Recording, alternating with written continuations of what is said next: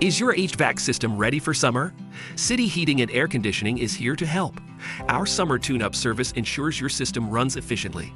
Call us at 865-938-1005 or visit cityheatandare.com. Thanks for checking in for a quick lunchtime weather update. Beautiful at Klingman's Dome. We've had temperatures warm from the 50s this morning into the mid-60s. A few clouds hanging out with us, but a nice shot of the Smoky Mountains here at the lunch hour. Not much activity going on in the Futurecast early on, although we have a disturbance on the way that may spark off some showers and thunderstorms as we get into the 3, 5, 6, and 9 o'clock hour tonight. The latest model guidance still has our disturbance a little bit later in the evening, but some of the latest model guidance I've looked online actually has some showers and thunderstorms firing up anytime after about 3 o'clock. So keep an eye to the sky and keep your eye to the radar with the interactive radar and the East Tennessee Weather app, which of course you can scan that QR code in the bottom right-hand side of the screen. Temperatures today topping out in the 90s. It's already warm out there. Heat index values mid to upper 90s, so just some low 100s across the Southern Valley.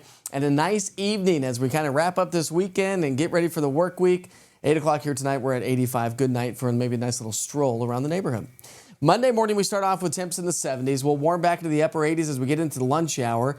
And when you look at your 7-day forecast, we'll be in the low to mid 90s Monday and Tuesday, Wednesday. But as we wrap up the week, we're talking about a little bit better chance for some showers and thunderstorms, cooler than average weather.